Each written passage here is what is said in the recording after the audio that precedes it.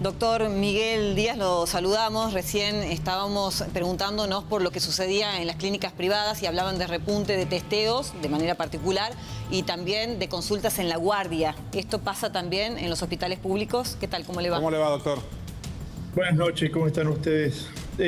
Bueno, nosotros, al ser hospital de referencia, el Hospital Rawson mantiene un número de consultas habituales de enfermedad respiratoria y lo hemos mantenido en las últimas semanas, en los últimos meses, después del pico de este año, pero sí se nota un paulatino incremento de la consulta respiratoria. No obstante, sigue siendo la consulta por enfermedad prevalente la más importante. En este momento, por ejemplo, patología por accidentes por animales ponzoñosos es una cuestión frecuente, de manera que se suma a lo que ya viene sucediendo. Sí, un pequeño incremento del número de consultas respiratorias y ha habido en la última semana un incremento de la internación por COVID sin llegar, por supuesto, a los niveles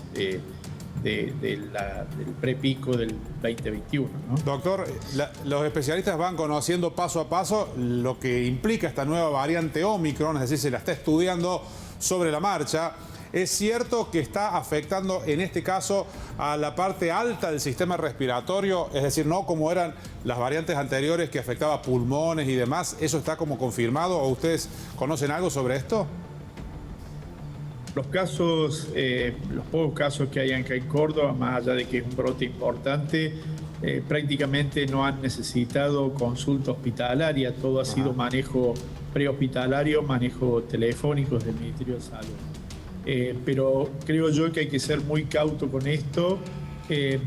Si bien hay un número importante en el mundo, creo que si uno toma como referencia Delta, parecía Delta ser también menos virulenta la variante, pero en algún momento causó problemas. Los primeros pacientes que tuvimos Delta nosotros en el hospital fueron pacientes muy graves, algunos de los cuales fallecieron, de manera que creo que hay que ser muy cauto con esta cuestión de la forma de presentación clínica y decir que se trata solamente de una infección de las vías respiratorias altas.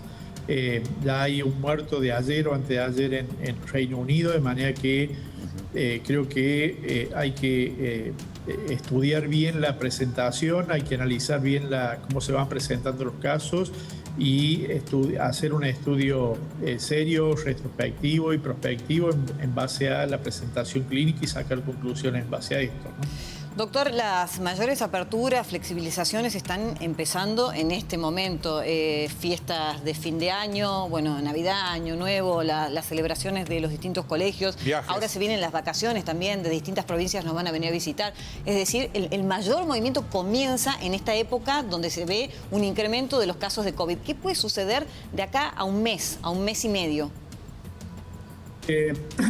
Cuando uno analiza las cifras y hace, digamos, una retrospección con respecto a lo que ha ido sucediendo en la pandemia, en el dinamismo que tiene la pandemia, hemos aprendido, por ejemplo, que analizar cifras a un mes y medio no es válido.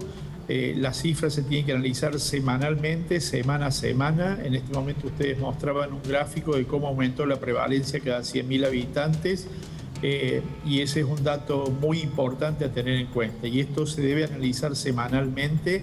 Las proyecciones a largo plazo no son buenas en COVID. Esto nos ha demostrado la pandemia.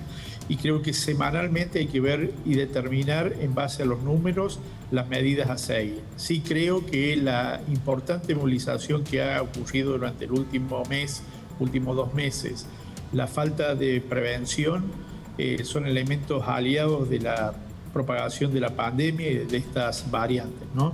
Y también creo que es muy importante completar el esquema de vacunación. Todas aquellas personas que tienen condiciones de tercera dosis, hacerlo.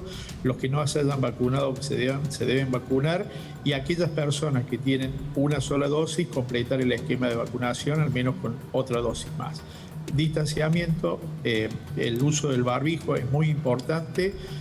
sobre todo en ambientes cerrados, independientemente de que se trate de un boliche, una reunión familiar, lo que sea. Creo que hay que usar el barbijo, y toda aquella persona que tenga síntomas respiratorios o contacto con alguien que tenga COVID debe hacerse el testeo correspondiente. Y ya a esta altura entiendo que se hace indispensable llegar a la entrada del otoño con las 3 dosis de las vacunas puestas, ¿no?